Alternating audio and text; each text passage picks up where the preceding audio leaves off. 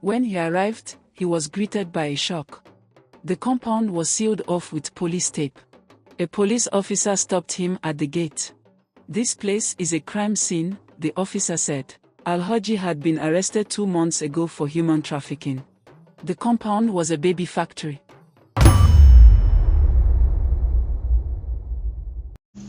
In a small rural town somewhere in West Africa, a bus bounced down the rough road. Roju, a fresh graduate, sat by the window, not feeling too excited. He'd been posted to this place for his first job as a civil servant. City boy through and through, the thought of leaving the excitement and fun of the city for this remote town didn't sit well with him. But he needs the job, especially in this economy. At least, he had one thing sorted out: a place to stay. One of his colleagues had helped him find accommodation. When he arrived, he met his landlord, Al-Haji Lawal, a man in his late 50s with eyes sharp enough to cut through metal. The way Al-Haji sized him up, Raju wasn't sure if he was being measured for rent or something else. "Are you married?" Al-Haji asked, his voice deep and serious. "No, sir. I'm single," Roju replied quickly, worried it might be a problem. Al-Haji's eyes continued to scrutinize him. "Good. Very good. I don't like women, Wala," Al-Haji said with a nod. "I don't rent my house to women, and I don't rent to men who have women." Roju blinked in confusion. "Oh, okay, sir." And just like that, Roju moved in. It wasn't long before he noticed that Al-Haji, for someone who didn't like women, Wala, had quite a number of wives. One of them in particular caught Roju's attention, Amina, the youngest of them all. She was strikingly beautiful, far too young for a man like Al-Haji. Even though he tried to respect himself, he couldn't help but stare at her. Then she turned and their eyes met. He was so embarrassed, but to his surprise, Amina smiled back. And not just any smile, an inviting, knowing smile that made his heart race. "Guy, calm down. She's someone's wife," he warned himself, trying to push the thoughts aside. The next morning, just as Roju was getting ready for his first day at work, there was a soft knock on his door. When he opened it, there stood Amina, dressed in a simple nightgown with a wrapper tied loosely around her waist. The sight of her bare shoulders and body caused Roju's heart to race. "Good morning, Mr. Roju," Amina greeted him with the same sweet smile, her eyes dancing as if she knew exactly what effect she had on him. "Oh, good morning," Roju managed to say, trying to keep his voice steady. "Today is Al-Haji's birthday. He asked me to invite you," she said, the smile still on her face. "Oh, okay. I'll be there," Roju replied, trying not to look too eager. "Good. I'll be expecting you," she added, her words sounding almost like a secret meant only for him. Then she left, leaving Roju standing there, his head spinning. Did she mean she herself would be expecting him, or was that just his imagination running wild again? "Guy, get a grip of yourself," he scolded himself, standing by the window. "She's married," he reminded himself. That day at work, Roju had a lot to do. He didn't know when he worked late into the evening. When he was exhausted, he decided to call it a day and continue the next morning. When he got back home, the compound was lively with music, laughter, and the smell of food. The party was in full swing. Oh no! Today was Al-Haji's birthday. He'd been so busy at work and had completely forgotten. Roju felt bad for not bringing a gift. "Oh, Roju, my boy." Al-Haji seemed quite happy to see him. "Have you eaten?" he asked. "No. I'm just returning from work," Roju said. "What? You young men, you work too hard," Al-Haji said. "They will bring food for you."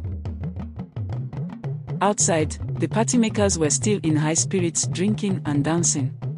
Roju, now seated, couldn't help but scan his eyes for any sign of Amina. There was no sight of her. Where could she be?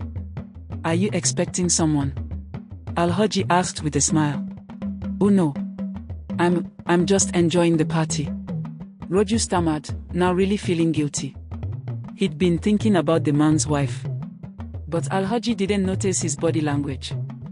He was more interested in moving his own body to the rhythm of the music as he stepped on the dance floor. Just then, Amina walked out of the house, carrying a food takeaway pack, her smile lighting up her face as she came toward Roju. "Here's your food, Mr. Raju," she said, her voice soft and full of something more than politeness. Roju's heart skipped at the sight of her. "I thought you weren't around," he blurted out, his voice betraying his relief. "I've been busy," she replied, her eyes lingering on his for just a second longer than necessary. As she handed him the takeaway pack, their fingers brushed, and a spark shot through him. Roju saw it in her eyes too, but she quickly excused herself and disappeared inside. Roju wiped his mouth and leaned forward in his chair, completely satisfied. The pounded yam and ewedu had hit the spot, but what really made the meal was the extra chunks of goat meat. He was sure Amina had given him more than the usual portion, maybe even a little special attention with that assorted meat. She was really looking beautiful tonight. It wouldn't be a bad idea to get a glimpse of her before he goes to bed, he thought, trying to convince himself it was no big deal. So Roju quickly washed the food takeaway pack and took it back to Al-Hoji's house. The party was still going strong, the music blasting and people dancing like they had no plans to stop till morning. It didn't take long for him to spot Amina. She saw him immediately and gave him that same disarming smile. "Oh, Mr. Raju, back for more," she teased, her eyes twinkling with mischief. Roju chuckled nervously. No. I just came to return the takeaway pack." "You didn't have to. I could have come to get it later," she said, her smile deepening. Roju's heart did a little somersault. She would have come to his room? At night? What kind of temptation is this? Who even told him to return the stupid takeaway pack? "Are you sure you don't want anything else, Mr. Roju?" Amina asked, but the way she said it made Roju pause. Was she still talking about food? I'm good for now," he stammered, his voice betraying the turmoil in his chest. "Okay then," she said, her eyes still locked on him, playful but loaded with something deeper. After an awkward pause, Roju excused himself and hurried back to his room, his mind buzzing. The moment he lay on his bed, Roju knew it was going to be a long night. He tossed and turned, unable to get Amina out of his head. They were both clearly feeling the same vibe, but this was dangerous territory. She was married to Al-Hoji. How was he supposed to handle that? Al-Hoji was no small man in the town. It was well past midnight now, and though the music from the party had grown faint, Roju's restlessness hadn't eased. He regretted not asking for a drink earlier. Maybe alcohol could calm his nerves. Roju went back to the party. They should still have some booze to spare. Moments later, Roju returned to his room with 2 bottles of beer. When he entered the room, the last thing he expected froze him in place. Amina was lying on his bed, wearing only a nightgown, her legs crossed like she had been waiting for him all along. The bottles almost slipped from his grip. Amina stood up, walked over to him, and wrapped her arms around his waist, pressing her soft body against his. "I thought you said you didn't want anything else," she whispered, her voice thick with desire. Roju couldn't hold back any longer. He pulled her closer and kissed her deeply. She kissed him back with an urgency that left no doubt in his mind. He scooped her up and carried her to the bed where they gave in to their forbidden passion. The music from the party covered the sound of their whispers and sighs as the night stretched on. By dawn, Amina had slipped out quietly, leaving Roju to wake up to the crowing of the neighborhood cocks. He lay in bed, staring at the ceiling with a satisfied grin on his face. What they'd done wasn't right, but it felt too good to regret. As he got ready for work, that same grin hadn't left his face. He felt almost in love, but there was no time to dwell on such thoughts. When he stepped outside, he saw Amina standing with Al-Hoji and his other wives. For a brief moment, their eyes met. Amina flashed him a quick, mischievous wink. Roju couldn't help but smile back. This girl was playing a risky game, and the thought thrilled him. All the way to work, Roju replayed the events of last night in his head, smiling sheepishly like a schoolboy with a crush. But then, like a shadow creeping over him, a heavy sense of danger settled in his gut. He knew he was playing with fire. Alhaji wasn't the kind of man you messed with, especially when it came to his wives. Roju made up his mind. He was going to end things with Amina, or at least slow it down. Damn. Who sent him this message? When he got home from work, he sat down with a bottle of beer left over from the night before, hoping the cool drink would help him clear his head. Thankfully, he hadn't seen Amina today. That made things easier, allowed him to breathe, and remind himself that last night's affair must not repeat itself. But at around 11 p.m., a faint knock on his door interrupted his peace. He wasn't expecting anyone. When he opened the door, there she was, Amina, standing there with that same disarming smile, dressed in an ungodly outfit. Before he knew it, he had already invited her in, the words about ending things forgotten as quickly as they had come. When they sat down, Amina gave him some bundles of cash. Roju frowned in confusion. It was a lot of money. Where did she even get this from? She wasn't working. She must have gotten this money from Alhaji somehow. I can't take this. I should be the one giving you money, not the other way around, Roju protested, pushing the envelope back toward her. If you refuse my gift, it means you are refusing me, Amina replied, her smile fading into a frown. No, it's not like that. I just don't want you to get into any trouble. And it feels like I'm taking advantage of you, Roju said, genuinely worried. You're not taking advantage of me. I like you, that's why I'm giving you money, she said softly. Unless, the feeling isn't mutual, she added, her voice tinged with sadness. Roju panicked. Of course I like you, a lot, he quickly replied. Amina leaned closer, her eyes locked on his. Then prove it, she whispered before her lips met his. All the resolutions he made earlier in the day flew out of his head. As their bodies tangled once again on the bed, Roju knew he was too deep in this to escape easily. And so began their steamy, clandestine affair. Every night, for the next 3 months, Amina would sneak into his room, and each time, she would bring him more money. At first, Roju resisted, but soon he got used to it. After all, with his meager civil servant salary, the extra cash made life a lot easier. But then, one night, she didn't show up.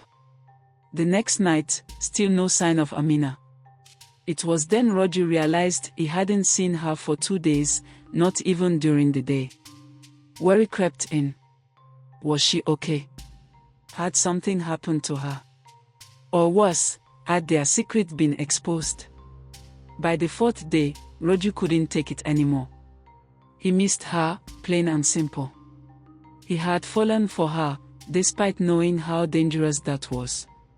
He stepped out of his room, determined to go to Alhaji's house and find out what had happened to Amina. He knocked on the door, his heart pounding. To his shock, it was Alhaji who opened the door, his face cold and unreadable. What are you doing here, Roju? Alhaji asked, his voice as sharp as a knife. I came to see Amina. No, I came to deliver a message, Roju stammered, his mind scrambling for an excuse. A message? Alhaji raised an eyebrow. Yes, she asked me to find out the price of the jam form for her, Roju blurted, even surprising himself with the lie. And how much is it? Alhaji asked, his eyes narrowing. 7,000, sir, Roju replied, his throat dry. Okay. She will hear, Alhaji said before disappearing back into the house, leaving Roju standing there, more confused than ever. At least it seemed like Amina was okay, he thought. That night, Amina finally showed up, but something was off. There was no smile, no playful teasing, and her usual daring outfits were replaced by a plain outfit. Roju's heart sank. "What's wrong?" he asked, his voice full of concern. "I'm pregnant, Roju," Amina said, her voice barely above a whisper. "What?" Roju froze, his eyes widening in horror. Pregnant. He had gotten his landlord's wife pregnant. Under the same roof. "It's okay," Amina said, trying to calm him down. "I've thought about this. I'll have the baby for Alhaji." "What?" "No." "But isn't the child mine?" Roju protested, panic rising in his chest. "Alhaji would kill us if he knew," Amina whispered, her voice shaking. "We can't run. Even if we try to escape, he will find us, Roju." A cold chill ran down Roju's spine. This wasn't just about their affair anymore. This was life and death. "Then let's elope, start a new life together," Roju pleaded. "We can't," Amina said, her eyes full of fear. "Alhaji has connections everywhere. There's nowhere we can go." Roju felt his world crumbling. This was far beyond anything he had expected. "What do we do?" he asked, his voice desperate. "I'll have the baby, and Alhaji will believe it's his," Amina said, her face wet with tears. "But you must leave. I'll give you money. You can start over somewhere far from here." Before Roju could protest, Amina had already left the room, leaving him sitting there in shock, his mind reeling. The next day, at work, Roju received a letter. His transfer request had been approved. 3 months ago, he had applied for this transfer, trying to get away from the rural town, but now it felt like fate was giving him an escape. With a heavy heart, Roju packed his bags and left without saying goodbye to Amina. He refused to take her money. As the bus carried him out of the town, his thoughts were heavy. He was leaving behind a woman he loved and a child he would never know. 1 year passed, and Roju had settled into his new life in the bustling city. He had a better job and things were looking up financially. But not a day went by without thoughts of Amina, or their child. Was it a boy or a girl? He would never know. One day, unable to resist the urge any longer, Roju decided to return to the town. He told himself it was just to visit, just to see if Amina and the child were okay. When he arrived, he was greeted by a shock. The compound was sealed off with police tape. A police officer stopped him at the gate. "Sorry, sir, you can't enter. This place is a crime scene," the officer said. "What? A crime scene? I used to live here," Roju said, confused. The officer looked at him with pity. "Then you must have been one of their victims." "Victims? What do you mean?"